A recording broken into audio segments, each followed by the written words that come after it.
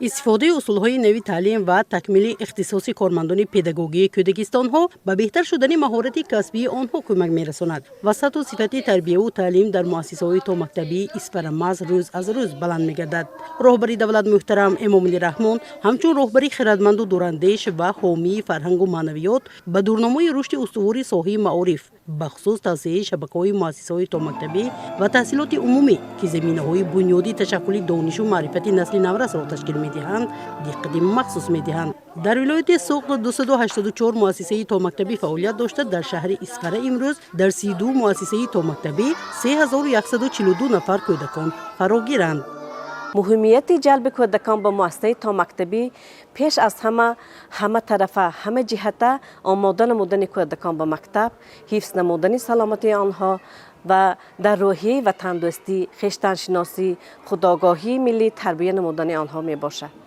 خیلی سری وقتی و خیلی مهم است که در سطح اهالی نشین باید مؤسسه تا مکتبی ساختمان کرده شوند. اینچنین به مؤسسه دولتی تعلیمی تا مکتبی ما نیز طلبات زیاد است.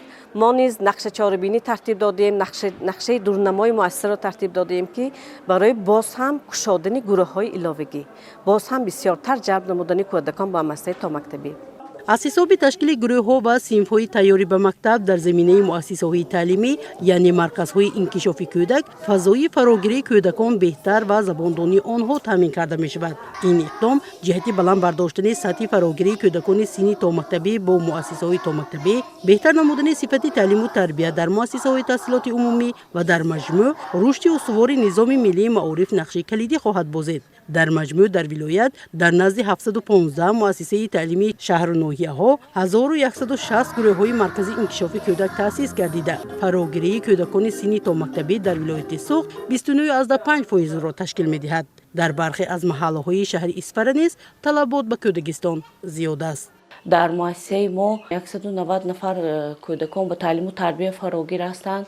از سبب آنکه مؤسسه ما در این منطقه یگانه مؤسسه می باشد، طلبات به این کودکستان زیاد است و در نوبت 80 نفر علاقه در قید ایستاده اند. همچنین در کودکستان‌های شهر اسفره به بهداشت صحتی کودکان توجه مخصوص ظاهر کرده می شود. بهر اجرای دستور سپارش‌های سروری دولت محترم امام‌الله رحمان اوید به ذخیره مواد اولیه خوراک نیز تدبیرها اندیشیده شده غذانوکی تامین می گردد. برای رشد همه‌طرفی کودک و انکشاف جسمانی و ذهنی او فضای آرام و آزاد، محیط پرمحبت و احساس غمخواری مهم بوده. امروز در این منطقه ولایت شرایط‌ها مهیا کرده شده است. امسال در کودکستان ما در آزمون مربی کودکستان ما بحرالدین و نرگس خان جای اول را اشغال کردند.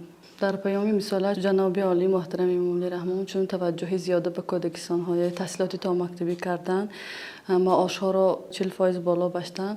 ما با همین غمخوری‌های جناب عالی باید برای تربیت نسل نورست دو چند فعالیت نماییم. مطابق به دستور سپارش‌های حکومت کشور در 5 سال آینده با نظرداشت افزایش طبیعی اهالی در هر محل اهالی نشین که 100 عائله زندگی می‌کند، حتما بنیاد نمودن یک مؤسسه تا مکتبی پیش بینی گردیده. در این سمت در شهر اسفره نیز نقشه‌ها تحریزی گردیده است. این است که بنیاد به استفاده دادن مؤسسه‌های معاصر تا مکتبی، تعمیر و مجهز نمودن کودکستان‌های موجوده از امکانیت‌های ساحه تعلیم و تربیت در شهر اسفره بوده کارمندان ساحه را وادار می‌سازد در تعلیم و تربیت نسل آینده ساز دوچند فعالیت نمایند.